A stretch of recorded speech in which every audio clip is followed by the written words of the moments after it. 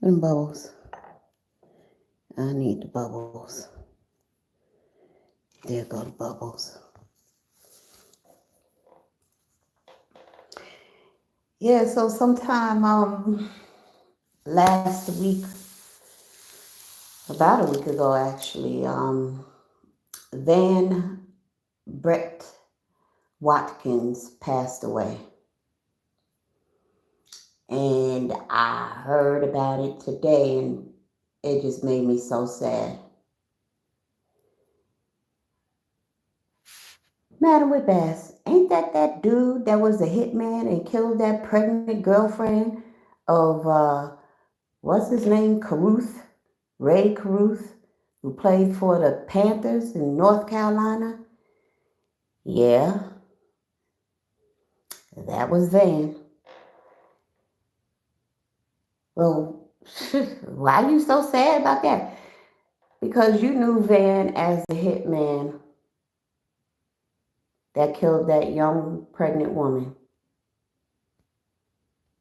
But I knew Van way before that day. Grew up with Van in New York. Matter of fact, my best friend that I often, or from time to time, I talk about, who passed away at the age of 20. She used to date him.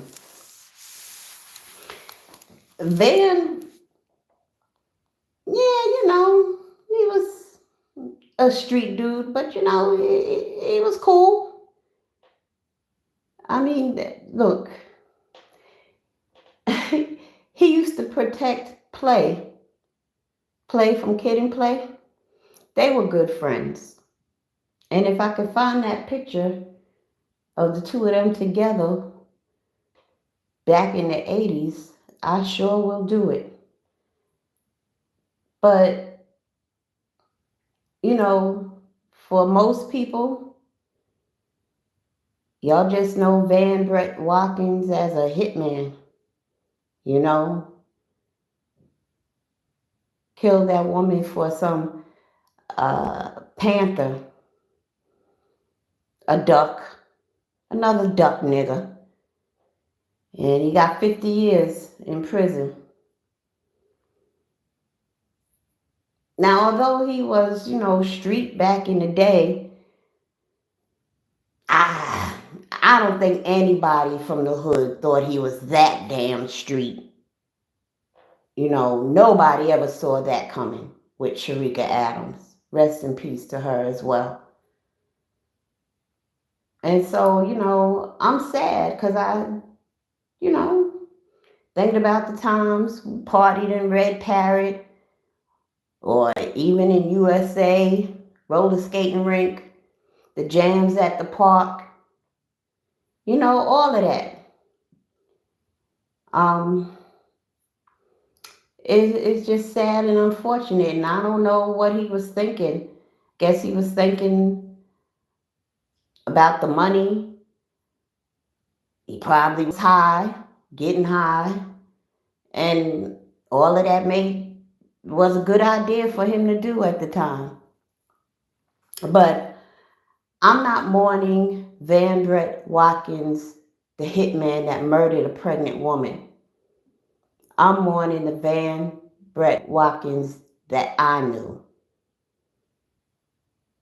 You know, a cool dude. I often talk about East Elmhurst, how, we were truly a family in that community. Everybody, Eric B., even those who came into the community, like Tupac and Rakim, Kid and Play, Salt and Pepper, Herbie, all of them, and many others. The list is just endless. We all went to school together. Well, some of us went to the same school. But Herbie Azor and his siblings, we all went to Catholic school. Not Play or Kid, they didn't go to St. Gabe's. But St. Gabe's was a community parochial school, so they had a lot of activities going on. They would have jams in the gym at St. Gabe's. That's when Tupac came and showed up to one of the jams at St. Gabe's. Um,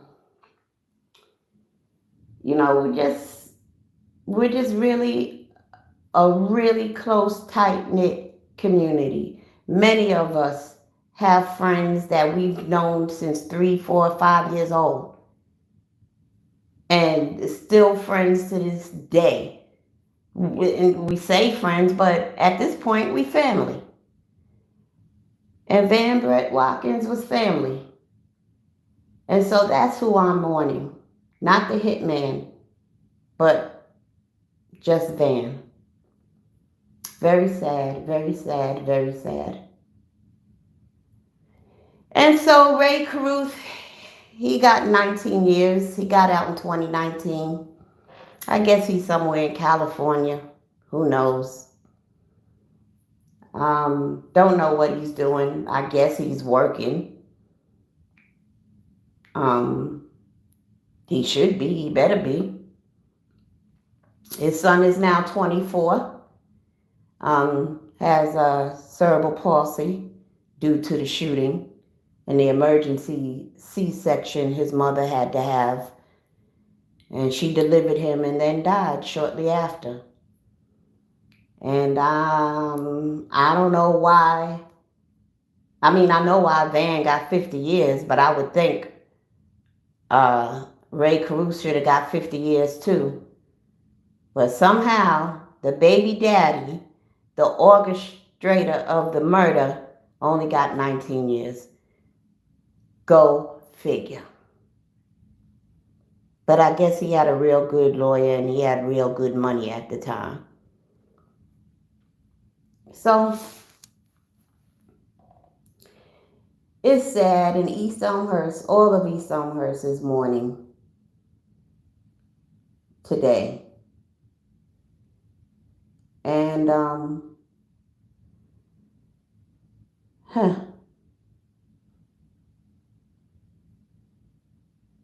if they do bring him back to New York, trust me, East Elmhurst is going to show up and show out. Not for the hitman, just for Van, the Van that we knew.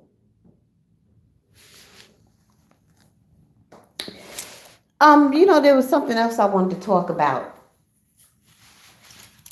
Speaking of Eric B., I remember it was like maybe 1990, 1991. And I ran into Eric B's brother, Ant. Rest in peace, Ant. And we were having a conversation. And I was talking to him about the music, and I was saying, why they be calling girls bitches and hoes, Don't you think that's destructive? And Ant was like, well, if you ain't a bitch, you ain't a bitch. If you ain't a hoe, you ain't a hoe. He just didn't have a problem with it. And I was trying to articulate, but I couldn't quite get my point across, that this was like the beginning of cancer that was just going to spread out through hip hop, the culture, the genre, and everything, and ruin it. And he just couldn't quite grasp what I was trying to express to him.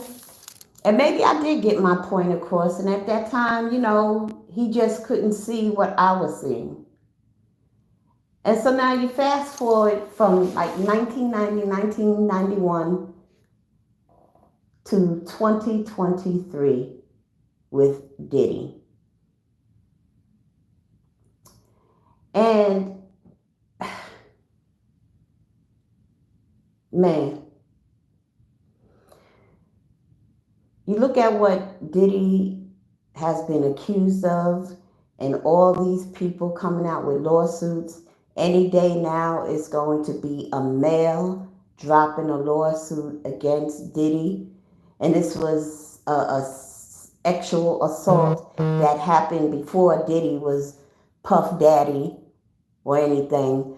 It happened when he was at Howard University, something about took this guy to an apartment or something, and there was another guy in the apartment, and long story short, plied him with rugs and oral copulation in a forceful way, and other acts took place, and the dude said he was left uh, bloody and muddy. You know, use your imagination when I say muddy, okay? Bloody and muddy. And so this lawsuit is about to drop against Diddy. And to connect the dots with the conversation I was having with Eric B's brother, because of how the gangster rap and the bitches and the hoes and all that crept into the culture, it seems that a lot of the dudes, aka Russell, also Russell Simmons, and all of them, they just felt like they can have their way and do whatever they wanted with girls, females. And it took a couple of decades, a few decades, but now it's all coming full circle. That mentality created a culture that is now ruining them, has ruined them. And there's going to be others. It already came for Harvey Pierre. Who else? Somebody else around the bad boy entertainment, whatever, business. A lot of stuff is going to start dropping. And it all could have been prevented if people were thinking, if more people were visionaries, if more people could see where certain things were going down a detrimental path, if more people would have listened to those who saw the vision.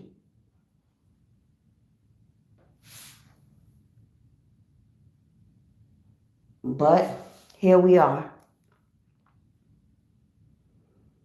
I'll never forget that conversation with Aunt that day. And it wasn't a disrespectful conversation or anything, because, you know, Aunt loved me and I loved Aunt. You know, grew up together, friends, love, like family love, you know. And unfortunately, he passed away a few years ago. He had relocated to Vegas, and I think he had a stroke or something out in Vegas, but he laid out in the sun for like 2 or 3 hours before somebody found him. So he had all types of burns on his body, and I think he survived for a month or two, and then, you know, he transitioned. You know, so now it's just Eric B and the youngest, the baby, John. So another friend has gone on. I think he became a Muslim, Van, that is, while he was incarcerated, and hopefully whoever his higher power was, whether it be Jesus or Allah, whoever his higher power, I hope he has made atonement, which I think he did. And I just hope he's at peace now. And that's all I want to talk about today. I'm really not feeling good at this moment. So I'm gonna go lay down after I drink a whole bunch of water. And yeah, try to shake this grief. Because it's just not a good day today. Not a good day at all for me. Anyway, I'll be strolling around the YouTube streets to see what's going on. Hey Des, happy holidays to you too. I'll be strolling around the YouTube streets to see what's going on, and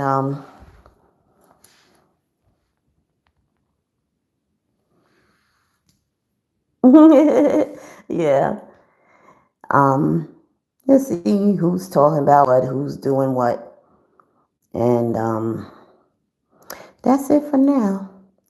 Thank you so much for tuning in, and I'll catch you later. Peace.